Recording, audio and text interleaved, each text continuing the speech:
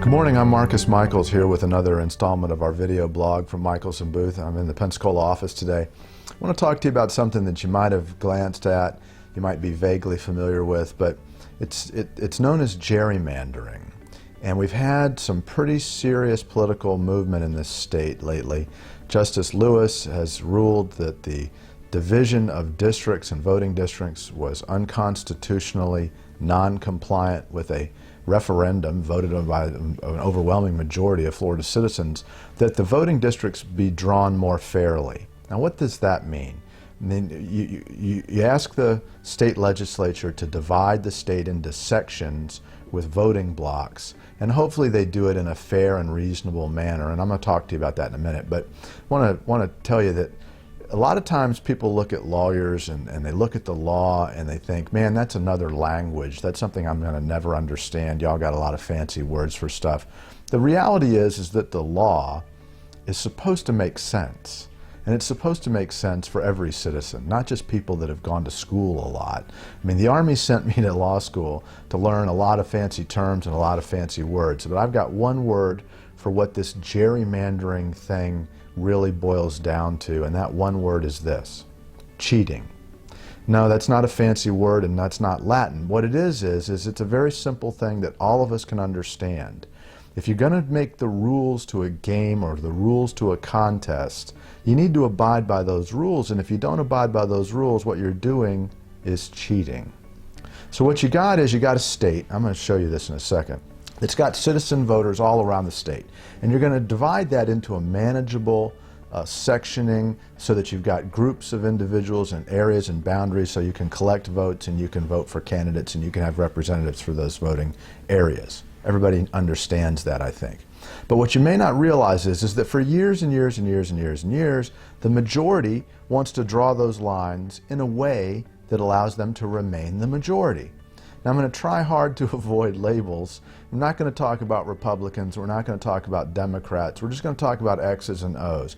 And look, it doesn't matter what your politics are. Cheating is cheating. And it doesn't matter whether you're in the majority or you're in the minority. Cheating is still cheating. And Justice Lewis said it best. He was quoting the first president of the United States, George Washington, about warning us about politicians. When George Washington left the presidency, he said, listen, be careful, because unscrupulous men are going to conspire to fix these elections and to manipulate these elections in a way that does a great disservice to our democracy. So here's the concept. You can see that I've drawn the state of Florida. Pretty mediocre drawing. But the idea is that you're going to chop it into voting districts, right? And you may do it in any number of different ways, but it's going to kind of make some sense. And then you're going to have representatives that represent different voting districts. And it's going to make sense. It's not going to be symmetrical and it's not going to be a grid because you've got natural geographic boundaries.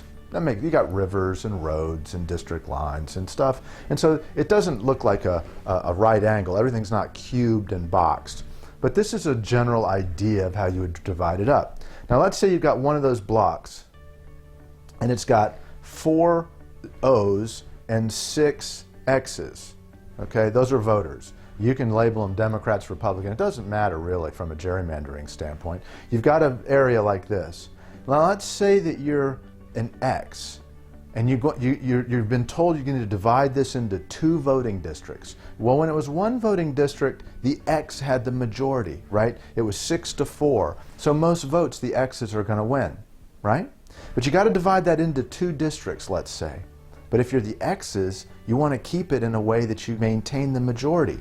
Now, if you drew it down the middle, like if you drew it like this into 2, well, the X's would have a 4-to-1 advantage on one side, but they'd have a 3-to-2 disadvantage on the other side, and you'd have 1 O district and 1 X district. Well, if you're the X's and you get to draw the line, you wouldn't do that, right? If you wanted to maintain your majority. You could divide it any way you wanted to until recently. And so if you did that, you're going to divide this in a way that allows you to maintain a majority in both districts. You just drew the lines, so now you've got a 4-to-3 majority, it's an X majority in that district, and a 2-to-1 majority in this district, and voila! By simply drawing the line in a creative way, you created districts where you maintained the advantage and the majority in both of those districts. And you can do that up here. You just draw the lines in a way and you keep collecting your votes. In fact, Justice Lewis said, you know, it's ridiculous. There's a district that runs near Jacksonville and it's shaped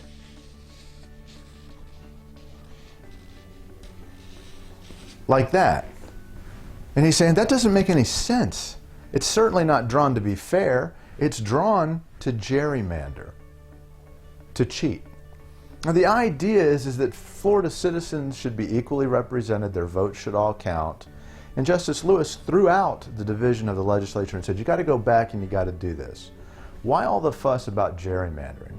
Well, if you're in the majority, you feel like you've got the right ideas, yeah? And if you're in the minority, you feel like you've got the right ideas too.